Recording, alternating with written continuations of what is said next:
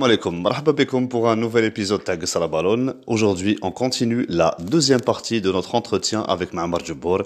On va parler journalisme sportif en Algérie et on va parler un petit peu de football international et une petite surprise à la fin. Bonne écoute. Voilà.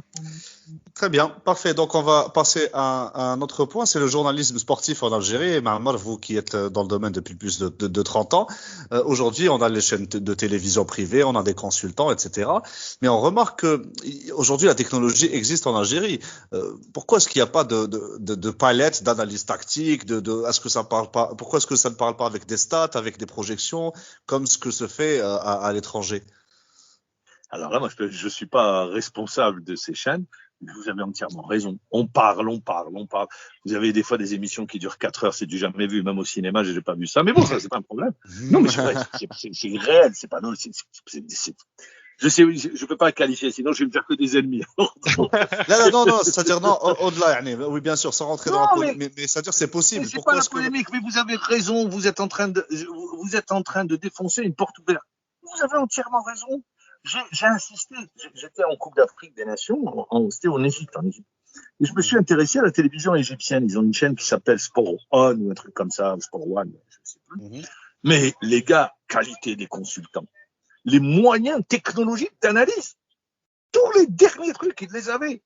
Et chez nous, il n'y a rien. Chez nous même, quand vous voyez, par exemple, sur juste pour revenir à une position d'hors-jeu, pour voir et tout, même là, vous avez des difficultés. Donc, alors, je parle pas d'autre chose. Non, on était passé, on est très loin. Vous me dites pourquoi, je sais pas. Je peux pas vous répondre. Je suis pas le Justement, au niveau mais des chaînes. justement, Mohamed, Mais question par... vous avez raison de le dire. Et là, l'analyse est complètement biaisée. Elle est biaisée, l'analyse. Mais question par rapport à ça, justement, Mohamed.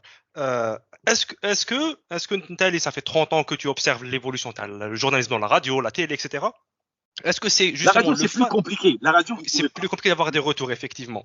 Ouais. Mais est-ce que, toujours par rapport à la mentalité du supporter, est-ce que justement, finalement, c'est juste le supporter moyen, on va dire, il n'a pas d'appétit pour ce type d'analyse tactique, c'est-à-dire qu'il s'embêterait d'avoir un tacticien qui lui fait une palette dans le détail. Ils veulent justement du sensationnel, des débats niveau t'as le café du coin.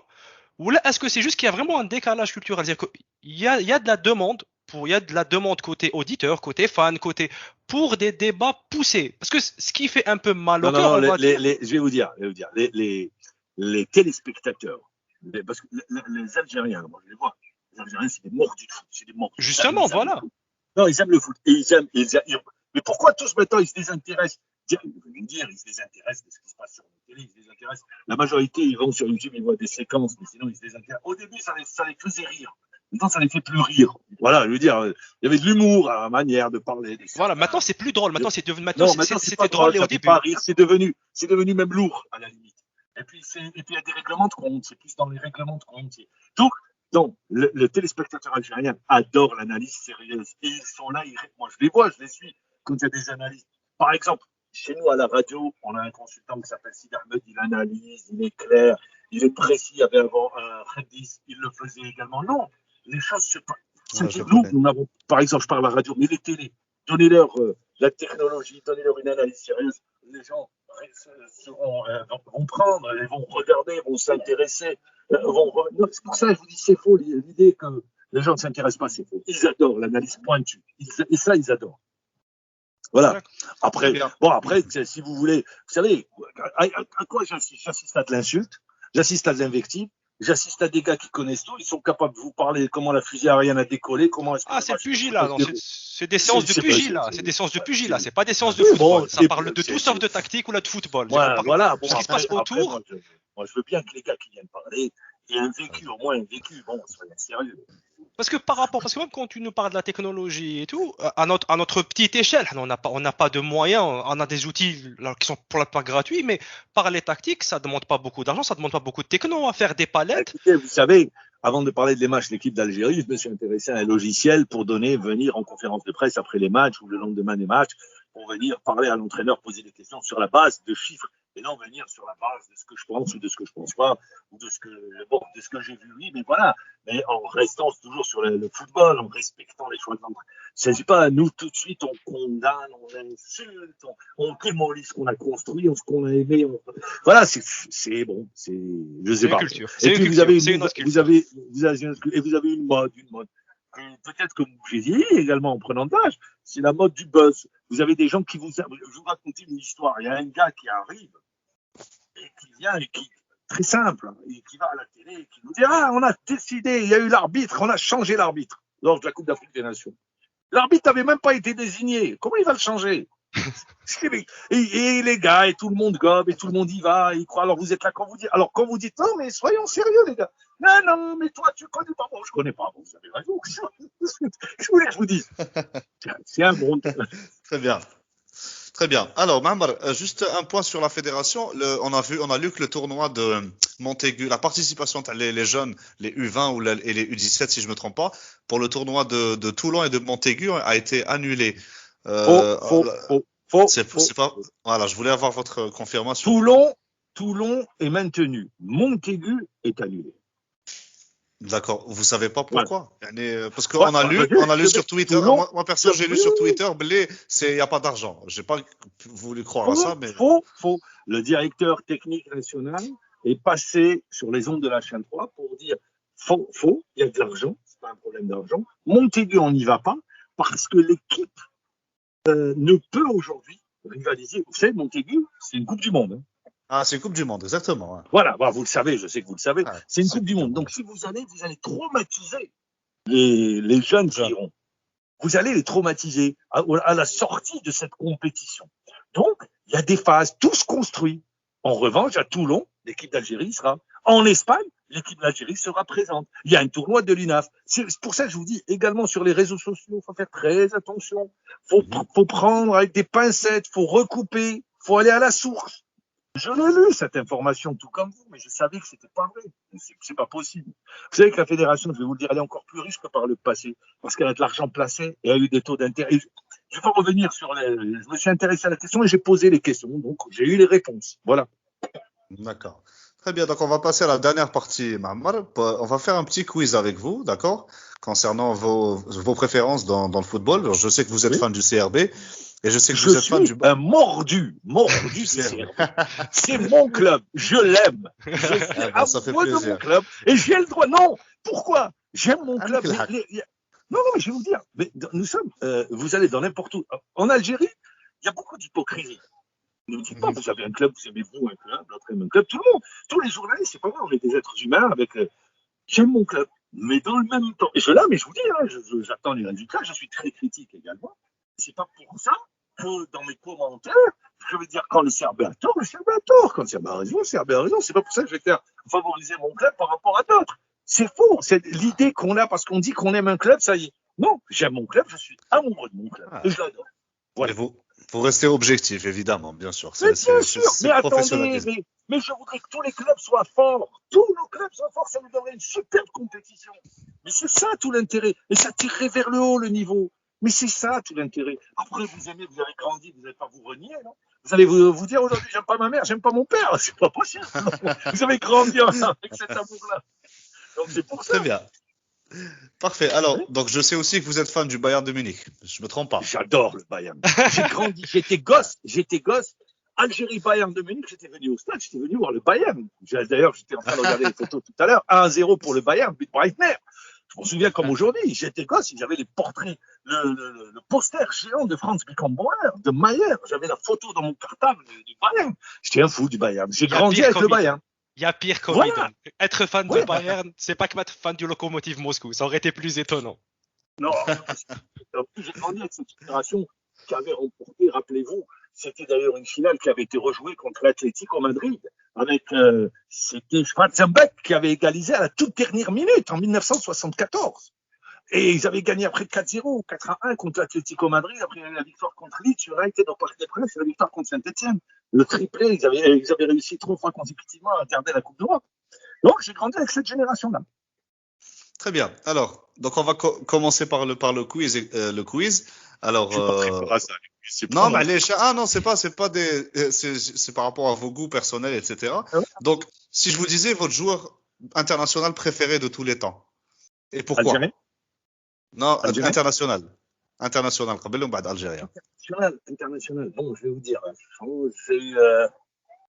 J'ai toujours aimé les numéros 10, les artistes. J'ai adoré Beckenbauer parce que je trouvais qu'il révolutionnait le poste de libéraux. Mais celui que j'ai aimé, celui que j'aime, c'est Maradona. Pour moi, Maradona, ça reste. Mais également Ronaldinho, je trouve qu'il est passé. C'est très difficile, ça. C'est un choix très compliqué.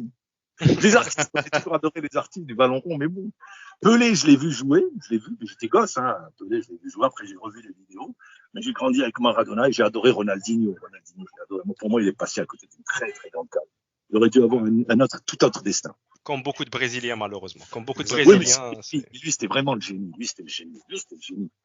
Ah, je ne sais pas si vous avez en mémoire les matchs de Ronaldinho.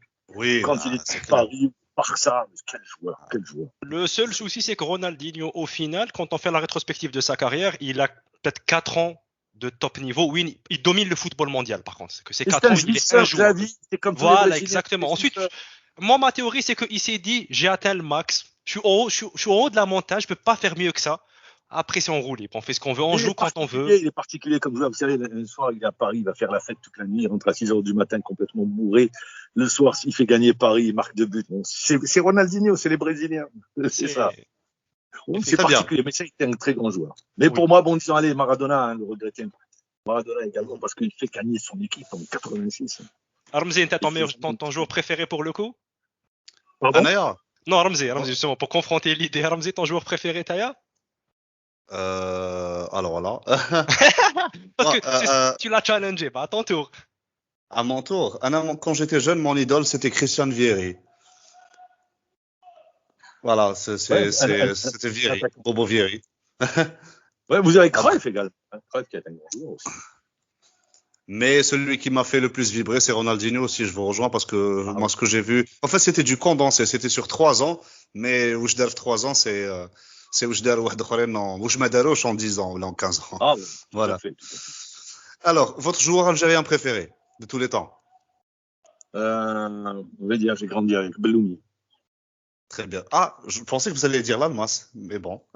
L'Almas, oui, mais l'Almas, l'Almas, je l'ai connu sur la fin de sa carrière. J'étais gosse, hein. L'Almas, c'est la première fois que je l'ai vu jouer, 6-7 ans. J'étais parti au stade du 20 août. Et je me souviens, c'était contre l'USMA d'Alger. Mais Belloumi, j'étais adolescent, Belloumi. C'est plus récent pour moi. C'est, pour l'avoir vu jouer là. Très bien. Non, mais le Belloumi, l'Almas, très bon joueur. Très, très bon joueur aussi. Alors, j'ai une question à Hamza. Hamza, vas-y, pose-lui la question. T'as le coach. Ah, il y en avait coach. Oui. Le coach qui vous a marqué les dernières années. Quel coach t'a le plus fait vibrer Mamar ces dernières années? À l'international. À l'international? Oui, à l'international. C'est-à-dire choisir un. Moi, je m'excuse, mais vous donnez deux. Vas-y. 2 parce que c'est, ou 3 même. Bon, l'école allemande, il y en a 2. Il y a Tuchel et Klopp. Oui. Et bien sûr, Pep Guardiola également, parce que je trouve qu'il a révolutionné le foot. Voilà. Alors récemment, justement, c'était amusant. On a fait un épisode avec Ramzi pour discuter des entraîneurs et tout. Nous, on était tombés d'accord pour dire que sur la décennie, celui qui nous avait le plus marqué, c'était Klopp. Parce que son approche apportait des résultats, c'est-à-dire sa tactique apportait des résultats. Il en a eu dans des équipes différentes. Là où Pep, autant c'est d'un point de vue tactique, d'un point de vue, on va dire, académique du football, c'est un génie indiscutable, mais sa dernière Champions League remonte quand même à l'époque Messi. Il a été finaliste, hein. Il a été finaliste. Oui, mais pas gagnant. Tuchel aussi a été finaliste. Ces jours-là, par contre, ce jour-là, il tente un coup, il se plante. Voilà, exactement. C'est ça le défaut, c'est ça le reproche qu'on lui fait. C'est-à-dire que c'est un génie, sauf que quand il faut jouer simple, Pep il sait pas faire simple. Contre Lyon, il fait pas simple. C'est le reproche qu'on lui fait à chaque fois. C'est qu'il est tellement génial. Mais moi je dirais Tuchel. Hein. Tuchel, moi je trouve que Tuchel il est extraordinaire également. Non, en fait, à Paris, c'est l'environnement qui a eu raison de lui. Oui. Regardez ce qu'il fait à Chelsea. Hein. Ouais, mais sur 10 ans, nous on avait appris parce que sur 10 ans, Klopp ce qu'il fait avec Dortmund, qui étaient des joueurs qui étaient des illustres inconnus à ce qu'il fait avec Dortmund. Oui, tout à fait. Il l'a fait à Mayence. Il l'a fait à Dortmund. Mayence, il a réussi un super parcours avec, à ses débuts. Il le fait à Dortmund. Mais vous avez Tuchel également à Dortmund. Regardez de près ce qu'il fait à Dortmund. Oui, C'est- mais c'est il fait pas finale de Champions League avec Dortmund. C'est ça la Ah, différence. non, attendez, vous pouvez pas comparer aussi, hein, vous pouvez pas. Parce que là, pour aller en finale de Champions League, bon, il faut encore aller, je pense, passer Non, une au fait, étape de... au fait, Mais là, on bon, s'est dit Klopp, pour moi, c'est les on s'est, Klopp, vous n'avez pas tort, hein, je vous rejoins sur Klopp. Voilà. Moi, Non, je trouve son approche également et sa relation qu'il a avec les joueurs. Tout ça extraordinaire. là, on s'est dit Klopp parce que Guardiola a toujours eu de très grosses équipes, ce qui n'est pas le cas de Aussi, Klopp. aussi. C'est ça. C'est plus compliqué de faire une performance avec des joueurs moins bons que celui qu'avait Guardiola. Donc, pour moi, un grand coach, c'est celui qui sait tirer le meilleur. Guardiola à City, il n'a pas les. Bon, pour moi, je trouve bon Klopp et quoi. C'est-à-dire, ça se discute. Vous savez, le football, c'est ça, tout se discute. Vous prenez au Barça, la Messi, bon, ce qu'elle lui donne, et il connaît très bien les gars. Mais au Bayern, c'est vrai qu'il n'emmène pas l'équipe en finale de Champions League. Qui le fait? C'est lui qui arrive tout juste après. Et qui Mais c'est ça qu'on retient. Mais c'est ça qu'on retient. Ouais. C'est ça le problème, c'est qu'on retient ça. Voilà. Donc, Très bien. c'est ça. Voilà. Ouais. Votre pépite actuelle préférée, votre jeune joueur que vous pensez qu'il va devenir quelque chose de très très grand. Alors, je ne sais pas pourquoi, c'est quelqu'un que je suis de près, qui est au Paradou, qui a été déjà convoqué et dont le nom m'échappe. Ousmo Ben Boualé. Non, bon, il y a Ben Boilé qui est un attaquant, mais il y a un milieu de terrain au Paradou qui est très jeune. 19 ans, il y a 19 ans qui joue en équipe première, je peux vous dire, c'est un jeune. S'il continue comme ça, eh bien, il ira loin. Le nom m'échappe. Tout gars. Non, c'est pas. Comment il s'appelle? J'ai un trou de mémoire. Mais ça va me revenir, j'espère que ça va me revenir. Ou sinon, vous avez un qui est intéressant, il faudra le suivre parce que je pense qu'il va aller très loin. Il est bien entouré, il évolue en Belgique, vous avez compris de qui je parle, c'est de Malik Zorgen. C'est Malik, c'est le papa du fils Zorgen, voilà. Oui, Zorgan, oui. Zorgan. Ouais. Très bien. Voilà. Alors, votre Coupe du Monde préférée? La Coupe du Monde préférée. C'est compliqué, ça, la Coupe du Monde préférée. C'est très compliqué. Je vais vous dire, parce que c'était la première 1982. Très bien. Mhm. Je peux vous donner, il y a 82, il y a également 98. 82, j'étais au lycée encore. 98, je l'ai vécu de l'intérieur, je trouve qu'elle était superbe également. Bizarrement, on n'est pas d'accord sur ça, par contre, Naya. 98, en termes de storytelling, en termes d'événements, oui, mais en termes de jeu, j'ai revu récemment, par exemple, l'équipe de France, c'était moche. Hein. On a des souvenirs biaisés un peu, ça jouait pas bien. C'était une équipe très défensive. À part, il y avait le Brésil, la bien Croatie sûr, qui faisait plaisir. Mais rappelez-vous, regardez l'équipe comment il avait mis au milieu, regardez le milieu de terrain de l'équipe de France. Hein. Non, mais je veux dire, par exemple, même l'Angleterre, c'était pas très beau à voir jouer. Mais L'Argentine, c'était une Argentine batailleuse. Je l'ai vécu de l'intérieur, moi. Ah, c'est des souvenirs différents. Voilà, c'est des souvenirs Le différents. souvenir est complètement différent. Il y a également, j'étais celle au Brésil. Je trouve que c'est une belle Coupe du Monde. Celle que j'avais vécue au 2014. Brésil. 2014.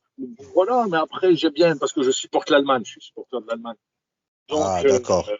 voilà. Ça joue. Ça joue, oui, ça joue. Et voilà, il y a 2000. Chaque Coupe du Monde a ses particularités. Hamza, toi, ta préférée, c'est laquelle? Ma préférée, très bonne question. Ne dis pas celle 2002. que Non, je- je rigole, pas 2002. Non, pas 2002. Pas 2002. Je serais tenté de dire 2018, Anaya. Je serais tenté de dire 2018. La Peut-être Russie, parce que c'est celle dont j'ai les meilleurs souvenirs, peut-être. Mais pas par aimé, exemple, le France qui a gagné, j'ai pas aimé du tout. mais non, par contre, le parcours de la Croatie. J'ai aimé le parcours de la Croatie. Ouais. Qui proposait du jeu. C'est une équipe qui arrive en finale avec du jeu. Elle a eu une identité du début à la fin. J'ai apprécié qu'une équipe qui joue soit récompensée. Parce que d'habitude, en Coupe du Monde, généralement, c'est des équipes qui sont pragmatiques au final. C'est-à-dire que ça arrive en quart, ensuite ça sort. D'ailleurs, c'était le cas de l'équipe de France. Voilà, c'est l'équipe pragmatique. Exactement. Alors que la Croatie, finalement, ils ont joué, ils sont tombés avec leurs armes.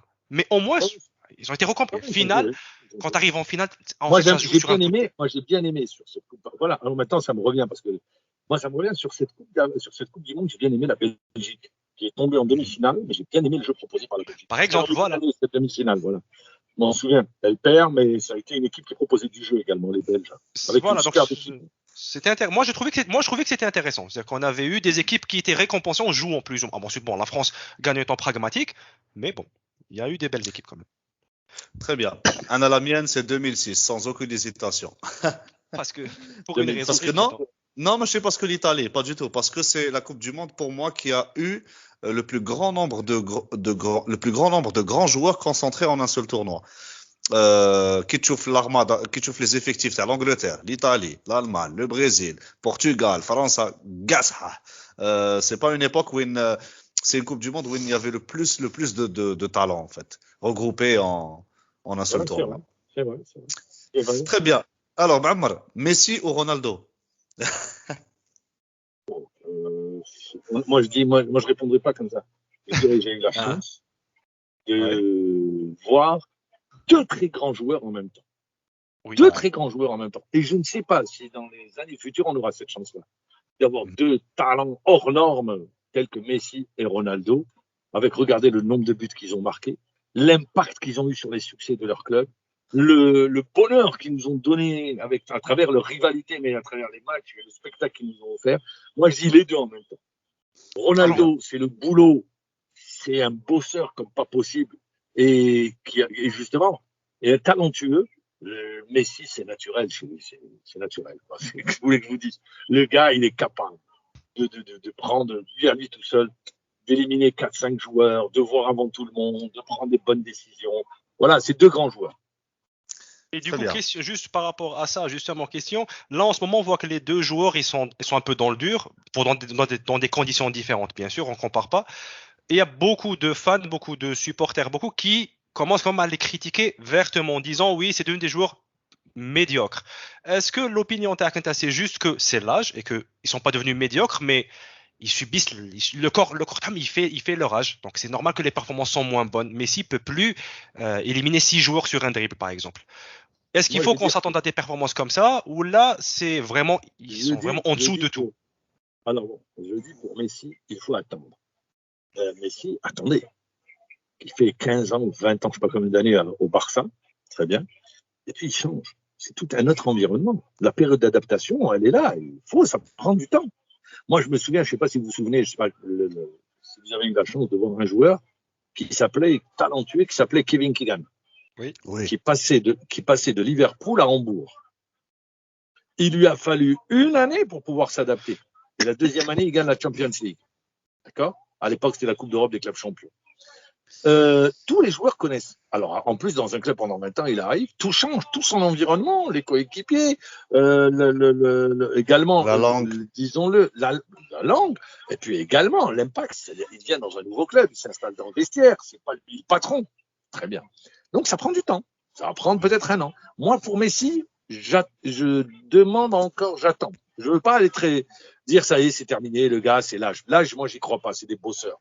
Et les gens peuvent jouer très longtemps. Ronaldo, les différents changements, la Juve, il revient à Manchester.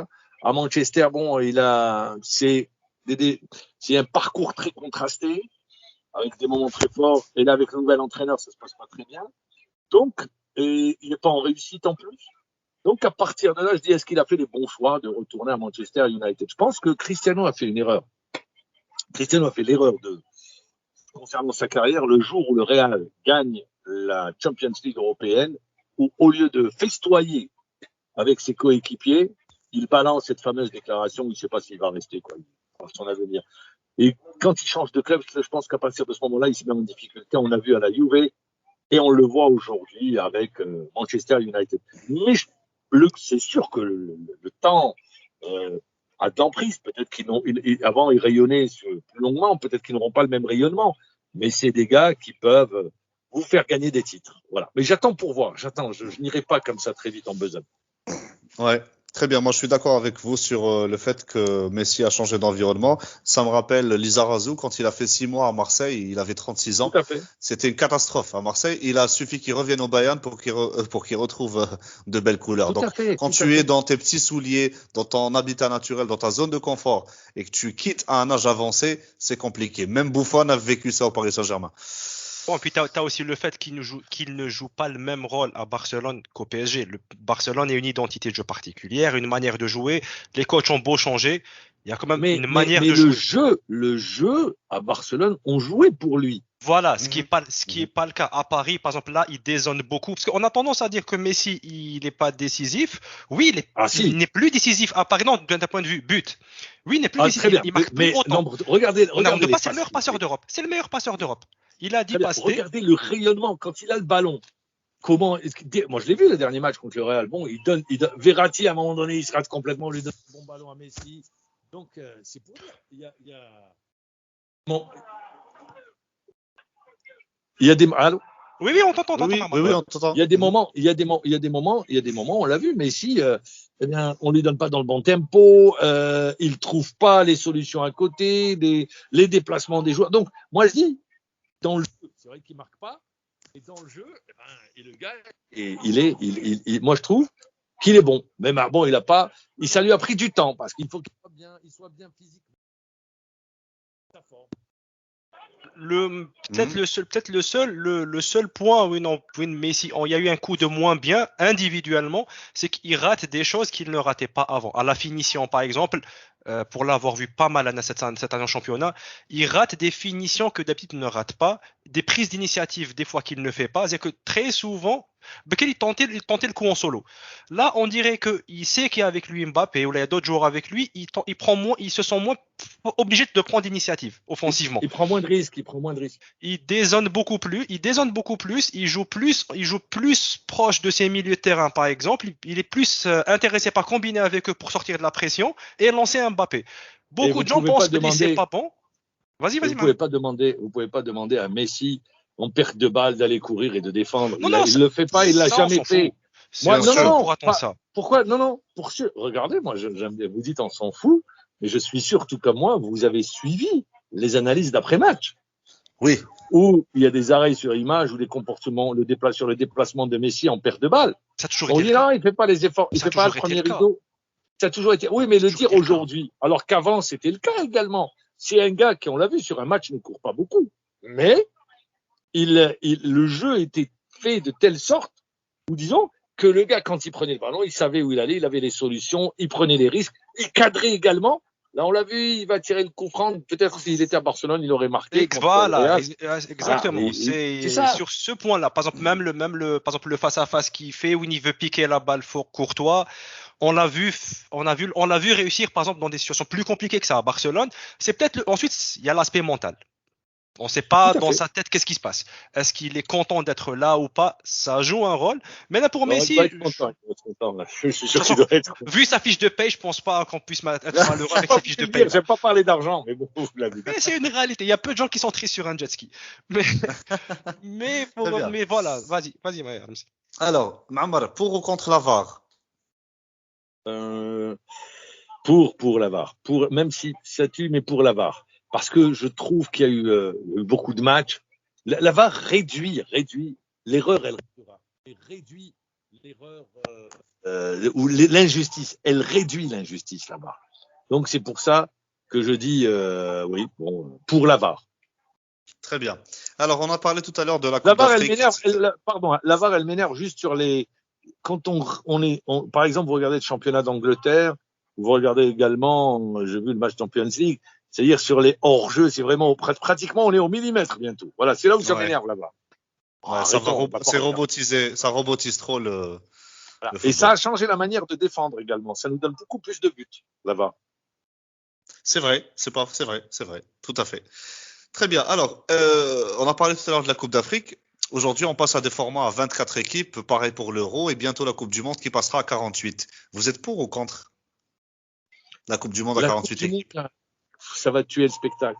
On va pas regarder le premier tour parce que vous aurez des matchs qui sont pas intéressants, tout simplement. Vous savez que ça sera des groupes de 3, pas de 4. Oui, mais ça sera des groupes de 3, mais après vous avez un tas c'est-à-dire le premier tour sera une et pas de match nul. Il y aura pas de match nul, c'est interdit. Il faut aller aux prolongations. Oui, tout à fait. Donc moi je pense qu'on est en train on veut tuer la Coupe du Monde. Déjà moi je suis contre tous les 4 ans, tous les 2 ans. Oui, moi aussi. C'est tous les 4 ans parce que plus il y a rareté du produit, plus on s'y intéresse. Sinon vous allez banaliser complètement le produit. Et je trouve que la Coupe du Monde reste avec les Jeux Olympiques ce qui ce qu'on adore encore, ce qu'on aime, ce qu'on sacralise en matière de foot, qu'on se mette bien d'accord, et en matière de sport. Et tous les 2 ans, vous banalisez le produit, ça va devenir comme un championnat du monde de hand. Tous les 2 ans, on joue, et puis peu importe. Donc, ça, c'est la première des choses. 48 également, multiplier le nombre d'équipes. Trop de football risque de tuer le football. D'accord? Très bien. Et moi, je suis pour qu'on reste sur le format actuel. La Coupe d'Afrique des Nations à 24, oui, bon, pourquoi pas.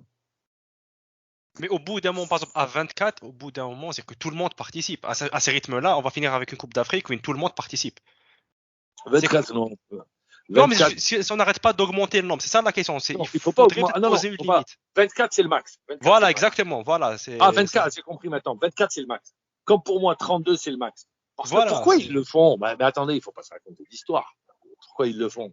Pour vendre plus de matchs, plus de droits TV. Voilà, vendre plus de matchs, les droits télé, les annonceurs, les sponsors. C'est pour offrir une plus longue visibilité sur la compétition, sur l'épreuve phare du continent ou sur la Coupe du Monde. C'est encore pour se faire encore plus d'argent. Voilà, faut pas se mentir. Alors, Arsène Wenger a dit, on lui a posé la question, Arsène Wenger a dit, aujourd'hui, l'Euro est à 24 équipes alors qu'il y a 55 pays affiliés à l'UE. Donc c'est presque la moitié. Pourquoi est-ce qu'on ne ferait pas une Coupe du Monde à 48? Parce que quand vous participez en Coupe du Monde, vous gagnez beaucoup de choses et ça pousse, c'est-à-dire la compétition est là pour pouvoir vous mesurer à d'autres, à plus fort que vous, à des pays de d'autres continents, etc. Et au fait, ça pousse les fédérations à développer leur football à eux, pour qu'ils puissent atteindre ces niveaux-là. Est-ce que vous êtes d'accord avec ça? Oui, c'est un argument, mais dans le même temps, c'est un argument parce que si vous participez à la Coupe du Monde, vous avez des rentrées d'argent. Ça, c'est la première des choses. Et votre participation. L'Algérie a bien profité de ça. Hein. Aujourd'hui, on est exposé, on est affiché. Aujourd'hui, le jeu des agents, par exemple, les agents s'intéressent à l'Algérie beaucoup plus depuis qu'on a fait le Mondial 2010. 2010, mais également, vous avez des joueurs, attendez, regardez, vous avez des joueurs qui viennent quasiment, pour une grande majorité, viennent de la formation française. En majorité. Oui. Donc, ils jouent dans des clubs. Ça peut être intéressant. Mais moi, ce que je veux dire pour les fédérations, déjà, c'est de l'argent qui va rentrer, de votre participation. C'est de l'argent également. Plus vous avancez, vous touchez de l'argent. C'est vrai, ça va remplir les caisses. Mais moi, c'est pas un argument qui. Moi, je suis pas convaincu. Parce que vous tuez la compétition. Moi, j'ai vu des matchs. Autant je m'intéressais dès le premier tour, dès le premier jour, à la compétition en elle-même. Mais je regardais tous les matchs, mais il y a des matchs, au bout d'un moment, si vous multipliez, vous allez avoir des matchs insipides et sans saveur.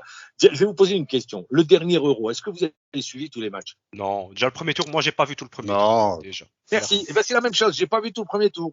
C'est à partir. Bah oui, Suisse, Pays de Galles, voilà. On s'en foutait un peu. Voilà, on s'en foutait un peu. Ça n'intéresse pas. Donc, c'est pour vous dire, vous tuez les téléspectateurs, à part ceux qui sont concernés, personne ne suit. Très bien. Alors dernière question. Vous avez des affiches RFA Angleterre ou RFA Allemagne Angleterre ou je sais pas, France Italie, tout ça, vous Belgique, Hollande, vous regardez quoi. Oui, c'est normal, c'est logique. Très bien. Dernière question. Vous êtes pour ou contre la Super League? Contre. Pourquoi? La Super League. Parce qu'il faut aller au mérite. Vous allez mettre en place une ligue complètement fermée sous une formule. Après, c'est vraiment très compliqué. Ça, c'est l'argent qui domine. Non, moi, je suis pour aller au mérite. Je suis pour les matchs à élimination directe. Moi, c'est tout ça. C'est au mérite. Je vais prendre un club. Attendez que dans le nom m'échappe. C'est un club que personne n'attendait en Champions League et on l'a vu. Ce club, le nom m'échappe. Sheriff Tiraspol. Voilà, merci. Voilà. Et ben voilà. Moi, j'adore ces surprises. Le football, c'est ça. Mais sinon, si c'est fermé, pour aller voir sans arrêt et vous allez tuer au bout d'un moment, vous en avez. Je vais vous demander une chose. Rappelez-vous, quand il y avait Real-Barcelone, le duel Messi-Ronaldo attirait combien de monde? Et aujourd'hui, ça attire combien de monde en Algérie? Beaucoup. Énormément. Aujourd'hui, beaucoup moins. Il n'y a plus les deux stars. Oui. Oui, beaucoup moins. Je ne sais pas si vous êtes d'accord avec moi, mais beaucoup moins. On entend beaucoup moins parler. Oui. Très bien. Oui, mais bon, parce que par contre, avec le niveau. Voilà, je vais revenir un peu derrière. Vous vous souvenez du Barcelone avant Johan Cruyff, comment ça jouait au Barça? Violent, c'était de la violence.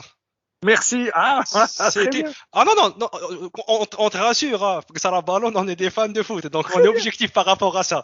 Avant, ça se tabassait sur le terrain. Très bien. Je vais revenir encore un peu plus loin. Moi, je me souviens en Algérie, on ne parlait pas de Barcelone. Tout le monde supportait le Real. Oui. Une grande majorité. Le Barça, c'est ces dernières années. C'est le Real qui gagnait, donc on va pas se mentir. Donc, mais quand il y a à l'époque Stoïkov et tout, vous ne voyez pas les Algériens me dire je vais aller voir Stoïkov à la télé. Ça n'intéresse pas beaucoup de monde. Effectivement. Donc, c'est quand il y a eu l'avènement Messi, cette génération, Xavi, Messi et tout cela, que les Algériens, nous, ont commencé à s'intéresser au Barça. Et vous voyez, tout le monde, Barça, et la rivalité. Je parle en Algérie, rivalité Barça-Real. Donc, pour revenir, c'est comme aujourd'hui, on me dit Manchester City. Ben Arbia est bien passé par City. Belmadi est bien passé par City. Ouais. Vous avez vu les supporters de City en Algérie? Non. Depuis l'avènement de Mahrez à City, tout le monde supporte City. Voilà. Donc, il y a des modes. Supporter même Leicester. Ouais, Leicester, très bien. Leicester. Qui supporte Leicester? Je suis sûr. Leicester. Même pas ceux qui habitent à Leicester. Même pas ceux qui habitent à Leicester. Ils aimaient l'équipe de rugby, pas l'équipe de foot. Oui, c'est vrai. C'est une équipe de rugby. Ouais. Donc, moi je dis, quand on aime le football, moi j'aime bien quand on parle football, restons. Madrid, il y a des équipes, c'est des institutions. En Barcelone, c'est une institution de par son histoire, parce que je ne vais pas revenir sur la politique en disant que le Real, c'était l'équipe du pouvoir central, alors que le Barça, politiquement, c'était l'équipe des indépendantistes qui était contre le pouvoir central, et ça s'est construit au fur et à mesure des années, parce que Franco voulait. Donc, on va pas rentrer sur ça, sur ce débat-là, mais si le Real a été construit, le Real a toujours eu des générations de joueurs, a toujours fait en sorte qu'il y ait des galactiques dans cette équipe. Barcelone, ça s'est construit au fur et à mesure. Et rappelez-vous, Barcelone, ils interdisaient la pub sur leur maillot. C'est juste récemment. Oui. Ils ont commencé plus l'UNICEF d'ailleurs, qui était à la base pas un truc commercial. C'était pas commercial. L'UNICEF. Et maintenant, on veut tu en voilà. Oui. La donne a changé, le foot a évolué, la mondialisation. Et justement, on parlait de ça hier. On avait fait un épisode sur ça où on parlait justement. Moi, je suis le méchant du podcast, si tu veux, par rapport à ça. Pour moi, le foot n'est plus un sport populaire, c'est un divertissement consommé par le peuple. Ce qu'on veut voir, c'est des gens qui courent à 200 km/h. On veut voir du spectacle. Donc, les gros clubs, c'est eux qui ramènent de l'argent dans l'industrie, qu'on le veuille ou non. C'est le Real Madrid, on vend des droits pour aller voir le Real Madrid, pas pour voir chez Tiraspol. Je vous demande de vous intéresser à ce que représente l'apport du foot des clubs anglais, le football anglais, dans le PIB anglais. C'est immense. C'est immense. Regardez, vous verrez. C'est immense. Aujourd'hui, c'est des entreprises. Mais dans le même temps, celui qui aime le sport, on adore. Moi, j'ai regardé Manchester, Paris, parce que je regarde tout comme vous. Je peux regarder 5-6 matchs de suite et c'est avec un réel plaisir. Mais regardez, vous assistez à du spectacle. Le foot aujourd'hui, parce que vous avez des joueurs de qualité. Donc après, ça change d'une équipe à une autre. Ça, c'est sûr. Mais vous avez raison. Moi, dans les stades aujourd'hui, qu'est-ce qu'on retrouve? Je parle dans les 5 grands championnats. Qu'est-ce qu'on retrouve? Ah bien, on retrouve, parce que premièrement, il faut pouvoir se payer une place de stade. Ça coûte cher. Deuxièmement, aujourd'hui, on tente d'aseptiser les tribunes. Très bien. Et troisièmement, c'est comment faire de l'argent, faire rentrer plus d'argent. C'est un petit peu ça les ingrédients du football d'aujourd'hui. Avec cette nouvelle donne, toujours aller plus loin, toujours encore plus d'argent et plus d'argent. Voilà. C'est pour ça que du coup, voilà, c'est pour ça qu'on a l'idée qu'on débattait hier, c'était de se dire, au final, oui, on veut voir des petits pouces et on veut voir, mais en vrai, si on est froid et pragmatique, on voit la Champions League, on regarde la Champions League pour voir le Real Madrid, pour voir le Liverpool, c'est pas pour voir Sheriff. Sheriff, c'est une équipe chaque 5 ans qui fait un exploit. Mais en vrai, chaque année, ce qu'on regarde, c'est les grosses équipes. C'est méchant, mais c'est vrai. Aujourd'hui, la Champions League, je commence réellement à la regarder, à part les affiches, vraiment, quand il y a des affiches en phase de poule, à partir des matchs à élimination directe. Sinon, pour le reste, c'est lourd à suivre, quand vous savez que ça y est, l'équipe. Après, c'est lourd. Du coup, ligue fermée, finalement, ça reviendrait à pareil. Ça reviendrait à voir dès le début. Il y a l'enjeu. Par contre, l'enjeu n'y est pas. Le mérite n'y est pas. C'est-à-dire, c'est votre puissance qui va vous mettre. C'est pour ça, je dis, regardons tout de même sur le plan de l'éthique, les valeurs encore. Voilà, c'est tout ce que je dis. C'est pour ça. Vous allez au mérite en Champions League. C'est pas votre puissance financière qui va faire que vous soyez là ou pas. Mais ensuite, t'as un juste milieu. Par exemple, t'as l'Euroleague, t'as le basket, c'est semi-fermé. Hier, il y avait l'Euro-conférence ou la Conférence League, je sais comment ils l'appellent. Vous avez suivi le match Marseille-Bâle? Non. Non, parce que bon, c'est encore une compétition qui sert à rien. C'est une compétition en bois. Tout le monde s'en fout. Vraiment, c'est la compétition de trop. Déjà, l'Europa League, c'est limite. D'accord, mais arrêtons, l'Euro-conférence, avant c'était clair, il y avait la Coupe d'Europe des clubs champions, la Coupe de l'UEFA et la Coupe des coupes. Après, on est parti sur l'Europa League et maintenant on vous met une troisième compétition, vous ne comprenez même pas qui est là-dedans et pourquoi. Et puis l'avantage de l'UEFA, c'est que l'UEFA, on retrouvait les années 90, les deuxièmes, troisièmes, qui étaient donc des grosses équipes. Très bien. Du coup, ça faisait une belle compétition.